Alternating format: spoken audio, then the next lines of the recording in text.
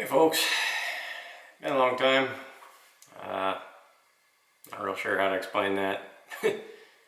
YouTube uploading takes me forever, so not something I'm terribly prompt at. But anyhow, yeah, had a lot going on the last year or so since I was starting to make these videos on the G25 turbo swap.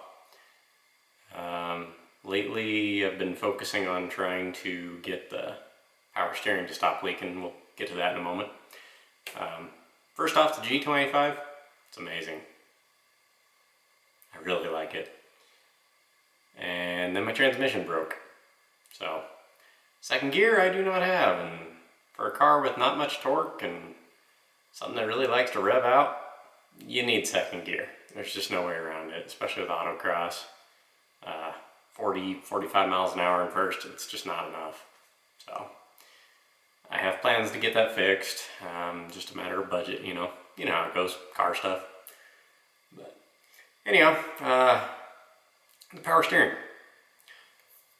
I had another failure last year at autocross where my power steering started leaking something really bad, and turned out to be one of the hard lines that goes between the manifold part of the rack where all the lines attach, and the tube part of the rack, for lack of a better description, that allows the piston or whatever it is inside that tube to go back and forth and turn your wheels and help you out there. It just started spewing fluid, and it was bad. So I've tried to convert it to AN fittings to just make everything AN style lines, and for the most part they're working, but unfortunately not without some complications. So I'll show you what we got going on there. Alright, get up under the lift here. Hey squirrel. This is that little manifold part I was talking about. That's where all those lines are joined in, you see. And you can already see there's a little bit of red on 2 of the lines, but I believe 3 of them are leaking. It's driving me nuts. I don't know what I'm gonna do here, but anyway, give you a little tour of it. Those little lines run down to here.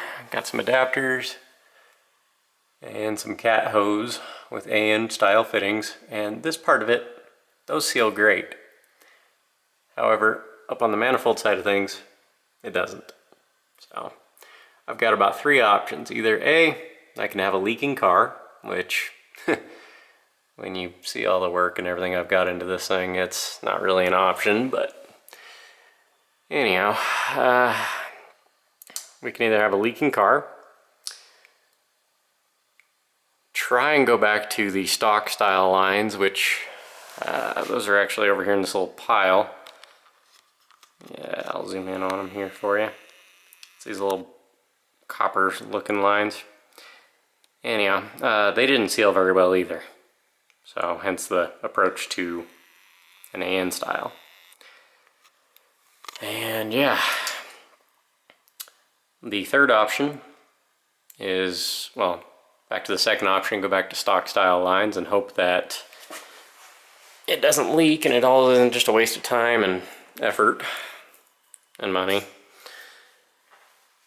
And I'm not too keen on that idea. I never much cared for the stock style setup on these things. They leak a lot anyway. And I mean, seriously, leaking steering on a Mark III is pretty much every Mark III, it seems like.